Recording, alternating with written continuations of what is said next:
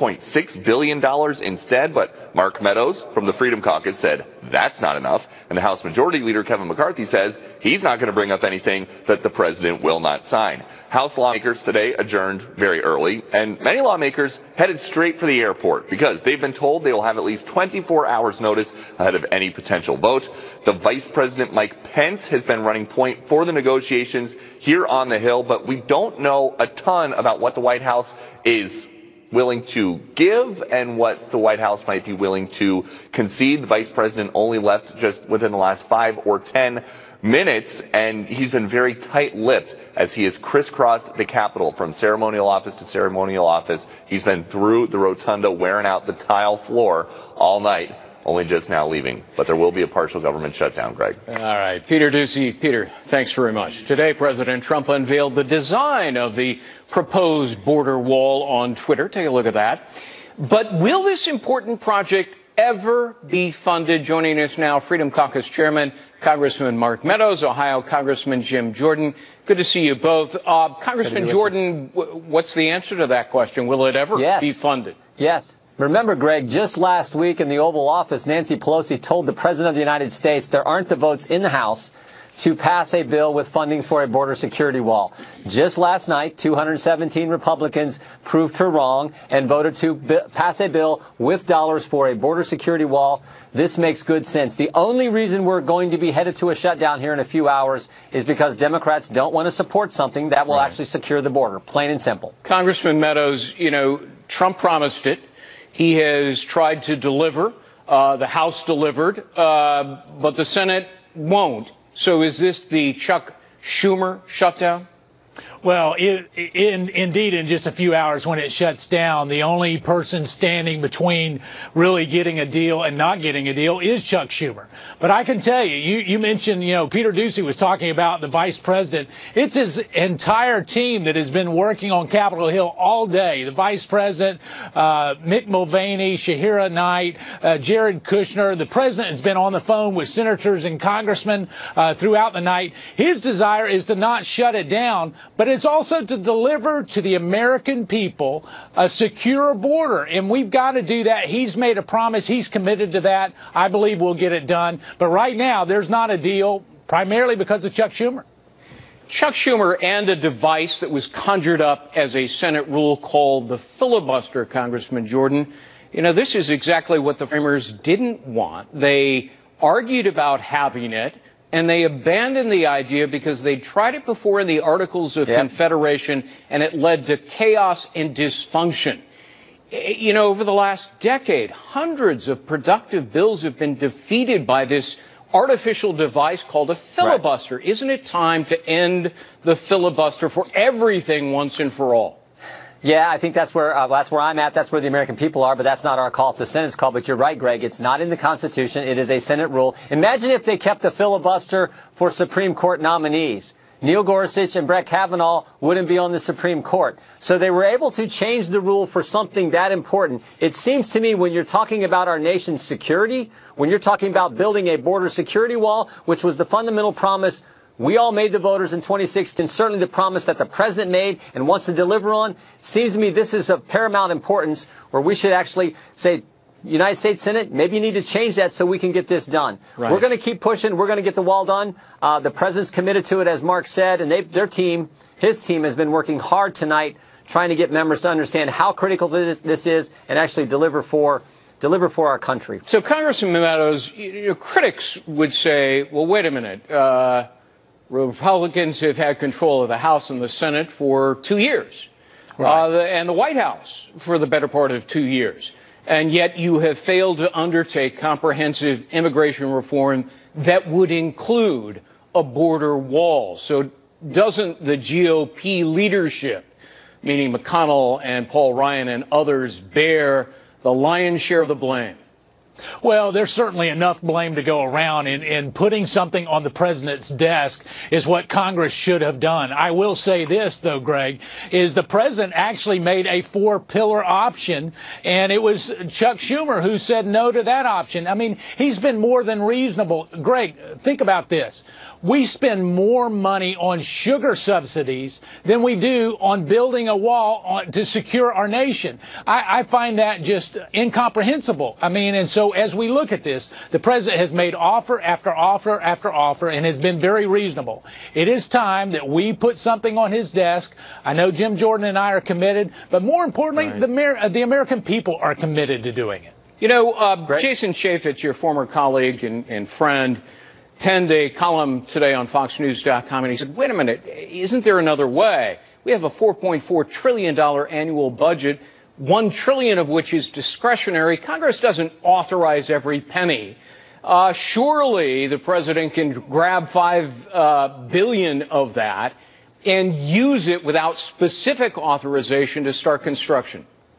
Well, he can, but here's the interesting thing, and sorry, Jim, to jump in here. No, go ahead. He can, but I know all your viewers know that he gets sued over everything, and the minute that he does that, he's going to get sued. They're going to get some liberal judge in California to say that it won't work. And so, listen, we would certainly support some of those unobligated funds going that way, but it's really incumbent on Congress to do their job. That's why Jim and I are still here in D.C. We're committed to getting it done. Congressman Jordan, so you've got 4 days, really, because you know, government workers aren't going to work Saturday, Sunday, Monday. They have the day off. Of course, the holiday on Tuesday. So you've got 4 days. What can be done? Well, we got to just keep pushing and making the argument. Mark is exactly right. We need to appropriate dollars so this doesn't get tied up in court and we never get the wall. And $1.6 billion is not going to cut it. It's got to be more money than that so we can actually get this done for the American people. The big thing I think we have to get through is Democrats have to be less focused on stopping the president and more focused on helping the country. They're so concerned about stopping President Trump from accomplishing things. Let's just focus on what's good for the country. Everyone knows we'll have a less of a drug problem, less gang violence, less human trafficking problem if we secure the border and build the border security wall. We just got to keep making that case, keep pushing, because we know when it comes down to it, the American people are with us. This is why they put Donald Trump in the White House. We have to deliver. And I think that message will get through, and we're going to get something. Congressman Jim Jordan, Mark Meadows, 2 important members of Congress, thank you for taking the time to speak with us. Over the past week, prominent Democrats from all over the country have vowed to fight President Trump tooth and nail over any plan to secure our southern border. Watch this. If you build a 10-foot wall, somebody's going to have an 11-foot ladder to go over it. And that's not securing the border. And we ought to stop that foolishness. It is very true that he will bring on this shutdown, and he has to take responsibility for it.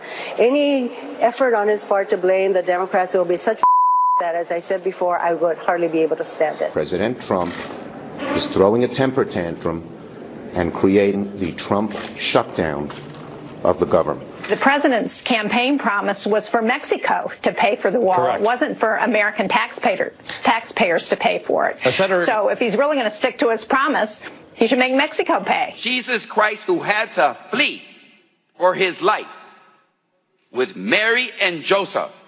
Thank God there wasn't a wall that stopped him from seeking refuge in Egypt. Thank God that wall wasn't there. And thank God there was an administration like this, or he would have too have perished. Oh, how times have changed. Remember, it wasn't that long ago that these same people were pretty much in agreement with President Trump. Take a look at this. I voted numerous times when I was a senator to spend money to build a barrier to try to prevent illegal immigrants from coming in. And I do think you have to control your borders. People who enter the United States without our permission are illegal aliens, and illegal aliens should not be treated the same as people who entered the U.S. legally. The American people will never accept immigration reform unless they truly believe that their government is committed to ending future illegal immigration. Those who enter our country illegally and those who employ them disrespect the rule of law. And because we live in an age where terrorists are challenging our borders, We cannot allow people to pour into the U.S. undetected, undocumented, and unchecked. Joining us now is author of Hold Texas, Hold the Nation, Victory or Death, Fox News contributor, Lieutenant Colonel Alan West, former congressman. Fox News contributor Tammy Bruce joins us, and attorney Danielle McLaughlin. Good to have you all. Congressman, let me begin with you. 5 years ago, the entire Democratic Senate caucus voted for a barrier. Back in 2006, they voted for the Secure Fence Act that included Barack Obama, Hillary Clinton, Chuck Schumer, the whole gang. Now, all of a sudden, they're against it. That's only because Trump is for it, right? Well, without a doubt, and when you hear Senator Schumer saying President Trump is not going to get his wall, this is not about President Trump or his personality. This is about the constitutional duty and responsibility of the United States elected officials there in the House and the Senate. And that constitutional responsibility is to protect the sovereignty of the United States of America and make sure that the American citizens are secure. Article 4, Section 4 talks about this. The Founding Fathers put it in there. Now, when you talk about a border security wall, no one is talking about 1,700 miles of a continuous wall. Of course not. But we're talking about a place where you can have an obstacle, an obstruction along some of these routinely used infiltration corridors that the drug cartels and others are using, to include Islamic jihadists, to come into the United States of America. But Tammy, it's all about Trump. They just, you know, he could say Christmas presents for all, and the Democrats would oppose it because it's Donald Trump. Well, yes, but in this particular instance, it's worth opposing because he'll actually get it done. We have Congress voting for these kinds of things all the time, and it never happens. It was promised to President Reagan. They thought they were going to have a wall and serious border security back, of course, in the 80s and even prior to that. And this is a president who actually can't be controlled in that he can't be stopped from getting things done. And this is, I think, his primary threat. What we do know, of course, is that what we've seen in the last 2 years is the Democrats became a party of bullies, chasing around the GOP women, harassing people in public. And now we're seeing this happen, this kind of approach, as I think you're going to be seeing in office as well. We saw it with Representative Gutierrez attacking Secretary Nielsen for 6 minutes at a hearing. And then he walked out. And then when she's about to respond, he walks out. Right. So look, this is what the American people, I want them to see it for the next 2 years, but we also know that this can't be a game. It's been a game for too long for Washington. This is, I think, in some ways, what the founders wanted. A man of action or a person of action in the White House to move Congress into getting things done. Right. And at this point, I think the Congress should remember what their job is, why the president was elected, and a Harvard-Harris poll saying 80% of Americans want a secure border. And, of course, a barrier is going to have to be a part of it. You know, Danielle, I think most Americans, frankly, they care about the wall. Many do. But I don't think they care if the government shuts down because it doesn't affect them. There have been 18 government shutdowns since 1976. TSA continues on, the post office, your Social Security checks, Medicare, Medicaid, all unaffected. You know, you're still going to get frisked at the airport, and the VA, hospital isn't going to pull the plug. So it doesn't affect most Americans when the government shuts down at midnight tonight. No, it doesn't. It does affect about 800,000 federal employees who are either going to be furloughed or are not going to be able to. Yeah, but they're non-essential employees, which invites the question, why does the government employ non-essential workers? Well, one example is the Department of Justice. You keep the criminal folks on and you take the civil people off. But I would still argue that enforcing our civil laws and making sure that penalties are paid is still an important function of government. Right. And at the same time, most Americans, of course, if not all of them, won't notice that it's shut down. But what strikes me is this obsession by the government about itself. That is the scariest thing for them, that people will have a few days off during the holiday. They will still get paid a few days late. It's not like they won't get paid because Americans know what it's like to be furloughed for years and to never get a paycheck because of what Washington, D.C. has done with policies, what the Obama administration did to the economy of this country. But when it comes down to this, it's like the scary monster of a government shutdown. It really isn't scary at all. As a matter of fact, also the markets respond well when the government shuts down. Congressman, what about that? I mean, I think that but for the hair on fire media hysteria, the earth will stop spinning on its axis if the government shuts down at midnight, most Americans would yawn. Well, there really, as you said, Greg, there really is no effect on the everyday average American. As a matter of fact, you brought up an incredible point. Why does the federal government hire people that it has in non-essential positions? So this, and of course, when this quote-unquote shutdown is over, they will be given the back pay. So this is a very important thing to look at the effectiveness and the efficiency of the federal government. I think another thing that is very disingenuous is that here you have people talking about Medicare for all, which has a $30 trillion price tag, but yet in a $4.4 trillion budget, we can't find $5.7 billion to ensure that we have security along our southern border. Yeah. To me, that's truly disingenuous.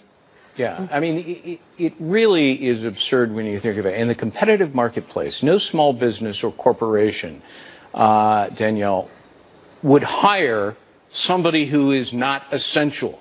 They hire only vital workers because their goal is to increase profits. And yet the government, the most inefficient disorganization in the world, hires a load of non-essential workers. Well, I mean, you're not suggesting that the civil division of the Department of Justice is non-essential. I'm not a fan of the Department of Justice, so I would disassemble the Department of Justice. I think that there are many important things that the DOJ does from a civil perspective, not least of which is consumer protection, making sure that student loans people don't get ripped off. There's all sorts of things that we have lawyers and other people doing really important things for the American people. Yes, I don't think 800,000 people are They seize assets and levy penalties is one of the things they do.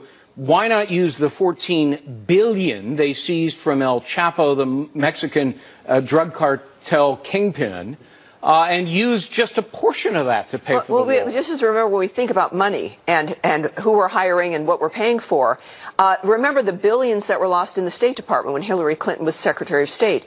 The 700 million, maybe it's billion, in the Pentagon that can't be found. Right. The amount of money, because the government is so large, it becomes like water. Right. And it just, you just lose it. $200 toilet seats. You know, that's really, I mean, like, who has it? So why are we spending $5 billion on a wall when we could do this with drones, we could do this with personnel, actually create employment on the southern border with new technology?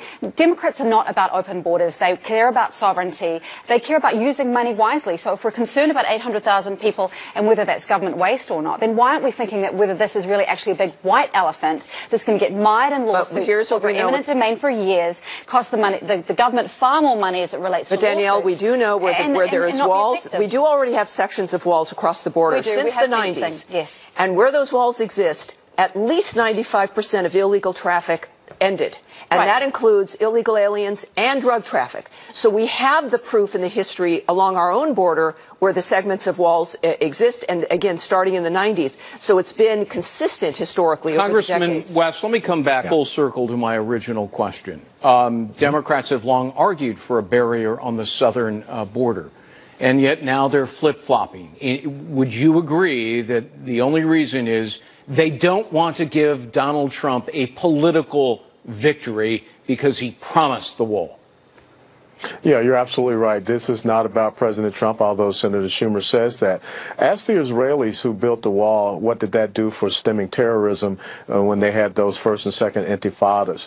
When you look at proven, as Tammy has talked about, there are direct results from having a border obstacle down there along our southern border. And I know that Danielle talked about drones and other things. You can use the drones. You can use people on the ground. But the purpose of a wall is to canalize or channel people into areas where you do have those additional resources. We just found out this past week that we had an infiltration tunnel that was being built and almost completed along our southern border. We have a very serious problem, and we have to rectify it.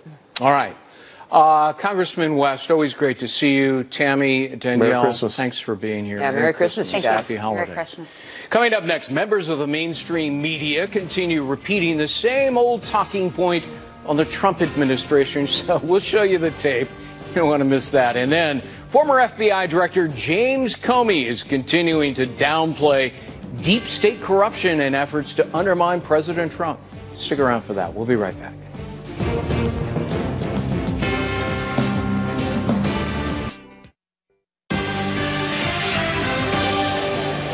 Welcome back to this special edition of Hannity. I'm Greg Jarrett, filling in for Sean. Trump versus the swamp. With all the news this week on the Trump administration, newsbusters pointed out the mainstream media had only one rather ridiculous conclusion, all in unison now. The walls are closing in on President Trump. Take a look at this collection we compiled. With every organization he's ever run, as the Washington Post said, seemingly under investigation now. Yeah. This is a president who really does feel the walls closing in on him very quickly. While Donald Trump is no stranger to legal troubles, the walls may be closing in now. So many investigations, and clearly the investigative walls are closing in on Trump. The walls are closing in. It seems every day now a new facet of President Trump's life, both personal and public, is being scrutinized. You know, it's like an echo chamber. They only hear themselves. Joining us now with reaction from the Hill, Joe Concha, Turning Point USA founder Charlie Kirk, Fox News contributor, former Clinton pollster Doug Schoen. So, Joe, let me start with you. You know, you've pointed out that Trump's ratings are fairly static. Does that mean that the media has lost its mojo, or Americans are just wise to their act? Well, that's quite a montage you just played, Greg. I mean, it's as if a memo went out and everybody got the same exact talking point. Yeah, look, it's like the boy who cried wolf, right, the old saying, except now it's the boys and girls who cried Trump. And it's not just the walls are closing in. And by the way, you talk about impact. Yeah, his poll numbers are stubbornly in the 40s, and that tells you that all this negative coverage isn't really having any effect because nobody trusts the messenger and the messenger has become redundant. But it's not just the walls are closing in. It's the noose is tightening. And then we hear about all the moments, the pivotal moment, the dangerous moment, the defining moment. Then we hear about the beginning of the end, the bombshell revelation, the bombshell report, constitutional crisis, worse than Watergate. This is a turning point in the Trump presidency. Trump weaponizes, and then one I'm giving up for as my New Year's resolution at the end of the day. The point is, you keep saying these things over and over again, right, and it gets a bit tedious after a while, Greg. It really does. You know, Doug, I spent a chapter in my book going through the outrageous media statements in which they said, this is a bombshell, this is the end of Trump, they're going to be taking him away in handcuffs any minute now. And, of course, most of those stories had to be retracted and corrected. They were wrong. They have written his political obituary as far back as 2 years ago, and it hasn't happened yet. Well, look, you're absolutely right. The media has gone over the top. But I would say the narrative of this week, which is a problem for him, Greg, is not that the walls are coming in, but the wall's not getting built. And with a Democratic House coming in, I'll say this to the president and any of his supporters listening. You have to do what Bill Clinton did when he had a Republican Congress. Right. Compromise. The president cannot govern only to build the wall and get his agenda. Compromise requires conciliation, compromise, and if he doesn't seek consensus, he'll be the loser. But that was 1994, and you're the guy who told him to compromise. But the political arithmetic is the same, and I remind Joe Concha, 46 is less than 50. All right. You need 50. Chuck, Charlie, let me go to you because, you know, the imminent demise of Donald Trump has been written now for 2 years, as I pointed out before, and yet it hasn't happened. Is it simply because the media has such unabashed scorn and visceral hatred for Donald Trump, the man, and his politics, that they cannot contain themselves?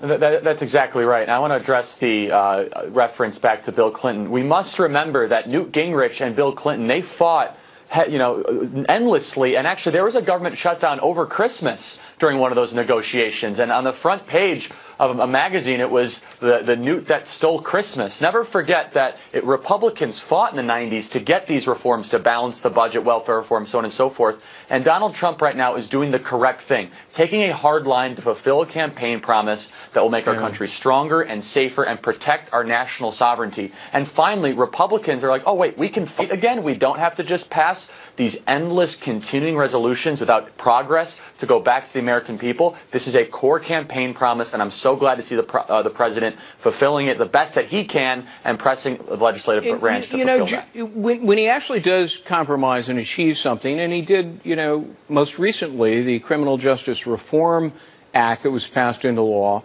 once he signs it, You know, it's sort of buried in most newspapers. The New York Times actually gave it fairly minor play and grudgingly said, okay, he actually did something good. I know it broke their heart to have to print that. Well, it steps on the narrative, Greg, right, that if we've been hearing about, and we're now 700 days into the presidency, if we've been hearing about that this president is a racist, then how could he possibly work with Senate Democrats, House Democrats? Everybody came together to put forth a criminal justice reform bill. I mean, that's one of the least racist things you could do because it will help out primarily minorities. So, yeah, that primarily got buried this week, certainly. But again, we go back to all these sayings being said over and over again and the impact that it has. And the bottom line is that all these pundits, and a lot of them are anchors too, they're at least disguised as anchors, but they're giving opinions, they're sharing their feelings, they're not just seeking facts.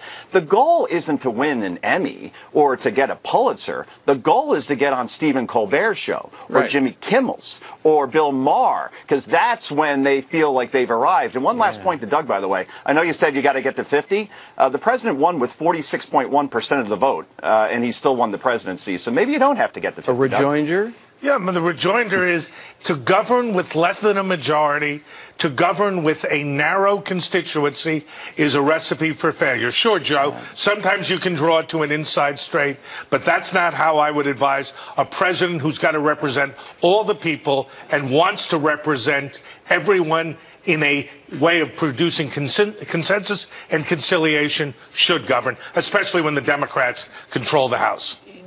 Do you think, Charlie, that most Americans, when they tune in and tune out because they hear the same thing, the echo chamber that we played, all of them saying that, 50 times on MSNBC and CNN saying the wall is closing in, they were just parroting a Democratic talking point. Do you think Americans are just wise to that?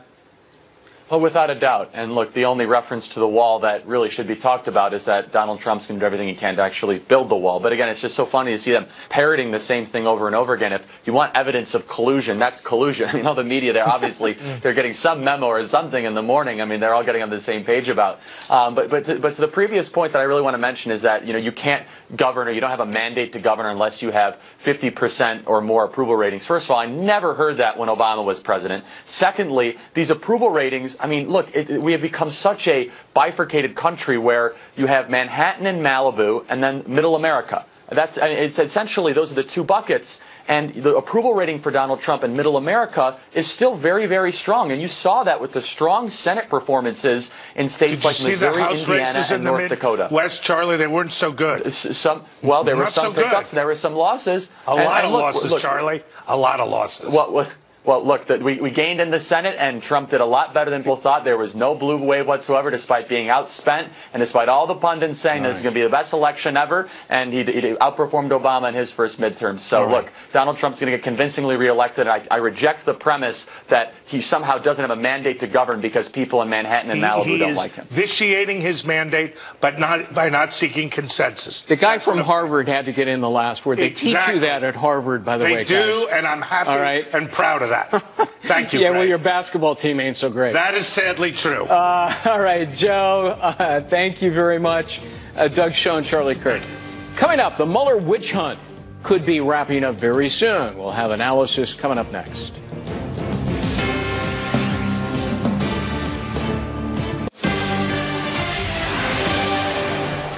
Welcome back to this special edition of Hannity, Trump versus the Swamp.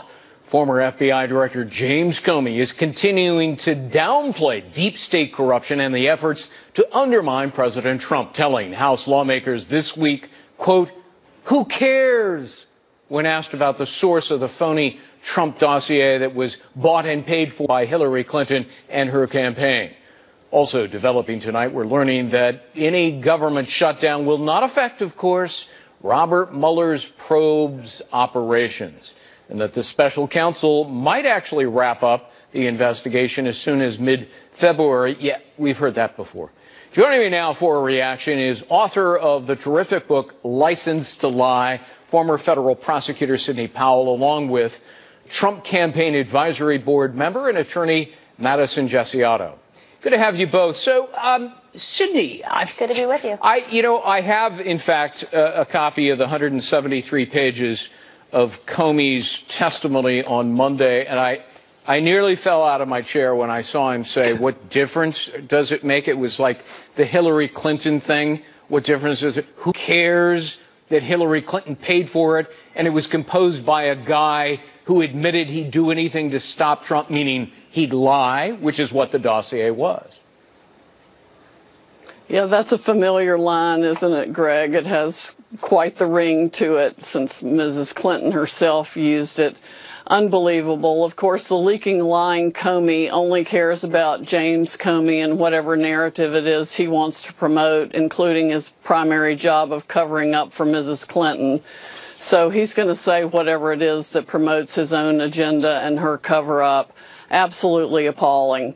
And Madison, that's not only appalling, but he lied to the FISA court using exclusively the dossier, which he admits he hadn't verified. He deceived the FISA judges by concealing the fact that it was paid for by Hillary Clinton and the Democrats. I'm willing to bet that the FISA judges would have wanted to know that vital tidbit of information that Comey concealed. You know, it's disingenuous and lazy at the very least, going back to Comey saying that the motivations or the origination of the dossier doesn't matter and that it wasn't worthy of more investigation. Of course, he knows better than that. We know better than that. And when we look at this dossier being used to obtain court permission to spy on an American citizen, it's absolutely appalling. He's an embarrassment to the FBI. He's an embarrassment to the American people. And quite frankly, people are sick of him. He loves to listen to himself talk. He's out for himself and only himself. He didn't do a good job at the FBI, and he's doing a terrible job right now, and I don't think he's very credible or trustworthy in the hearing. So, you know, Sydney, Comey's the guy who launched the Trump-Russia investigation without any evidence and spied on the Trump campaign by deceiving the court. So on Monday, he says, and he said this in his previous testimony, he can't recall who drafted the document that launched the investigation, never knew that Clinton paid for it. How could he not know? Bruce Orr's role? Gee, I don't know anything about that. Christopher Steele? I don't know anything about his involvement, the guy who wrote the dossier that Comey used. He is either the most clueless and incompetent FBI director in modern history, or he's lying. Which do you think? I think it's actually both, Greg. He made material false statements to the FISA court when he signed that affidavit saying it was a verified application to the FISA court when he didn't do anything to verify any of it. Why he has not yet been prosecuted, I don't know, other than the entire Department of Justice and FBI are corrupt. I mean, somebody needs to be opening a grand jury investigation into Mr. Comey and all the FISA abuses right now. It's got to be done. Madison, he still is dodgy about whether or not among the 7 government documents he stole and leaked for the purpose of triggering his longtime friend Robert Mueller as the special counsel, he's still not really giving genuine, straight answers as to whether any among those 7 documents was classified and therefore leaking illegally classified information. It's really pretty astonishing. Exactly. He claims to care about truth. He claims to want to share this truth with the American people. He's a leaker. He's a liar. And when we look at the FISA court abuse, this isn't something that just started with him. If we look back all the way to the early 2000s, there was, I think, over 70 FISA court judges that said they were misled by the FBI. This is an issue that has been needed to be addressed for almost 2 decades now. And this is just a prime example of why. You know, the first time he testified, December 7th, most recent testimony, 245 times he said, I don't remember, I don't recall. Now, in the most recent 173-page document, in addition to those, I don't recall, I don't remember, it's, I don't know, I can't tell you, I won't tell you, that's classified. And beyond all of that, what struck me was he was so snarky and sarcastic, or as my grandmother used to say, smart-aleck, toward members of Congress who were asking legitimate questions. Sid, what do you make of that? That's his absolute hubris at its worst. he, like Mr. Mueller, hold themselves above all else and above the rule of law. They alone deem themselves fit to decide who is guilty, who is innocent, who is benefiting from a cover-up, who is entitled to their protection. It's beyond the pale. He's a guy, Madison, who it's almost nauseous, his inflated sense of rectitude and self-righteousness. He pretends to be this noble and heroic figure. The truth is, he's anything but. Would you agree? I 100% agree with you on that. He's extremely self-righteous. And when we look at the front of our Supreme Court, equal justice under law, this is something that him, Hillary Clinton, and so many others don't seem to want to respect anymore. It's a pivotal part of our country, and they should not be held above the law, and they certainly shouldn't look at themselves that way. And I think when we look at them and the way they're behaving, it shows that many of these people have been in corrupt D.C. for way too long, and that's another thing that needs to be changed that our president has been addressing for over 2 years now. He cleared Hillary Clinton by twisting the law and contorting the facts, Sydney. And then he deceives the court to wiretap the Trump campaign. Then he steals government documents and conveys them to somebody unauthorized to trigger the special counsel. And he continuously gives false and misleading and evasive statements. Do you think he'll ever be held accountable? He must be, Greg, if we're going to have any, if Americans can ever have any faith in the Department of Justice or the FBI again, he must be held to account. Will Bill Barr do it? He better. And don't forget, he agreed to destroy the evidence on Cheryl Mills and Heather Samuelson's laptop, and Mr. Mueller has destroyed evidence on Peter Strzok's and Lisa Page's cell phones. All of that is obstruction of justice and affects the Flynn and Manafort prosecutions. They destroyed Brady evidence on those cell phones and laptops. You're right. That has got to be held to account for that. Yeah, and he gave immunity to 5 of Clinton aides in exchange for nothing. I've never heard of that exactly. before. You don't While give immunity people are in being exchange for prosecuted. zip. Unbelievable. All right, Madison Jessiato, Sidney Powell, thank you both. Coming up, Kristen Fisher gives us the latest out of Washington, D.C., and a miraculous story about our vets. You're not going to want to miss this one. Stick around. And welcome back to this special edition of Hannity, Trump versus the Swamp. Let's turn now to our nation's capital, where the swamp resides, but also Kristen Fisher is there, standing by with the latest on the looming government shutdown and the health scare surrounding Supreme Court Justice Ruth Bader Ginsburg. Kristen? That's right. Well, let's start with the shutdown, because this partial government shutdown, it is going to happen. Both the House and Senate have adjourned for the night with no deal in sight. The sticking point is, of course, funding for the president's border wall. He wants $5 billion. Democrats won't come anywhere close to that number. So they're at a stalemate, though negotiations behind the scenes are still ongoing. Vice President Mike Pence has been the point man for the administration tonight on Capitol Hill. In fact, he only left an hour ago after spending most of the afternoon and evening trying to cut a deal with Democrats. But so far, those efforts have been unsuccessful. So now funding for about 25% of the federal government will run out in just over 2 hours. Now, the other big news that everyone in Washington is watching tonight, the health of Supreme Court Justice Ruth Bader Ginsburg. She had 2 cancerous nodules removed from one of her lungs today, but a spokesman for the court says there is no evidence of any remaining cancer cells, nor is there any evidence that the disease has spread. And tonight, President Trump is wishing her a full and speedy recovery, Greg. And we do as well. Kristen, thanks very much. More to come on our Hannity special, Trump versus the Swamp. But first, we want to tell you about a touching story that embodies the Christmas spirit. This is a great story. An Army veteran donating his kidney to a fellow vet, and it all begins with a conversation at a Washington State Starbucks. Joining us now to share their incredible story, these 2 fine gentlemen, Justin McNeil and fellow Army veteran Vince Villiano. So, guys, thanks for being with us to share your story. So, Vince, it begins with you. You walk into your usual Starbucks. You see your barista who prepares your coffee, and as I understand it, you sit down, and it was noticeable to her name is Nicole, that you were kind of down. What happened then?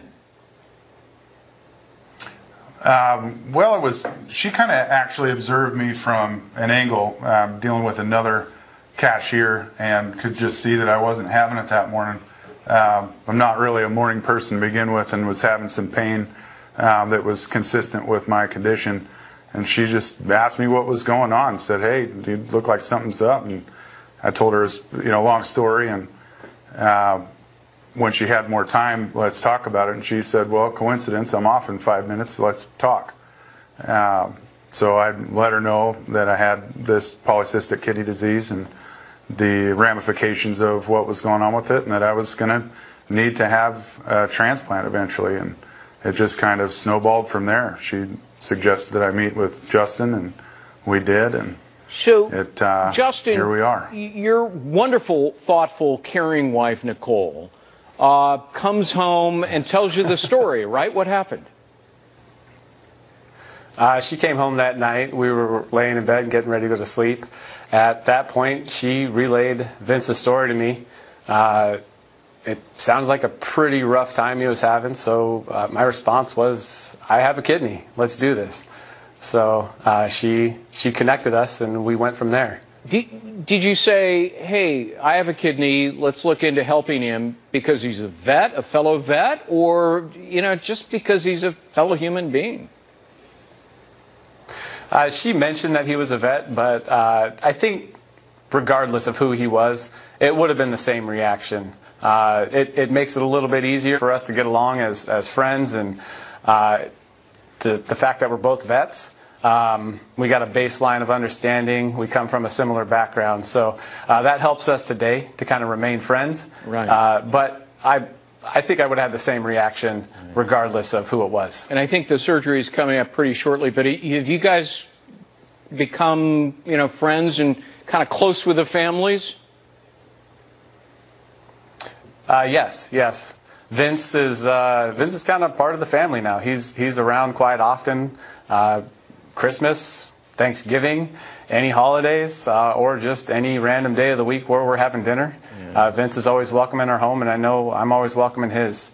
He's a good friend to have. Hey, Vince, how do you feel about Justin and Nicole, that guy sitting right next to you? How do you feel about him? As close as you can feel about somebody without them being your biological relative or sibling. It's really amazing. For me, I didn't know exactly how I was going to get through this, and when they arrived, there was no question. It's a gift from heaven, and divine intervention or whatever.